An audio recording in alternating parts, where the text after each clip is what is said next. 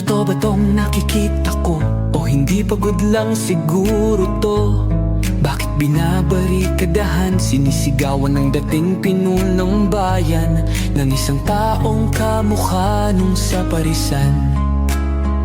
Syudad nila na minsang aktibo sa karahasan, ngayong malinis at progresibo kaysa sa ilan.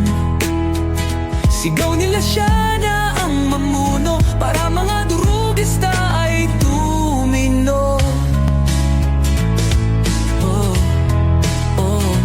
Dating pinupuri, tinitingala, nagbigay dangal sa lahi. Pag may lumalapit, abot tenga ang ngiti. Mahal ko ang Pilipinas, di ako papapi.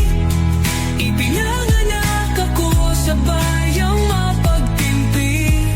Ipaglalaban ko ang kalayaan kahit ako'y masawi. Sisikat din ang araw, muli tayo magsasamang nakangiti. Inangat ang uniformeng kupas na may bahid ng dahas.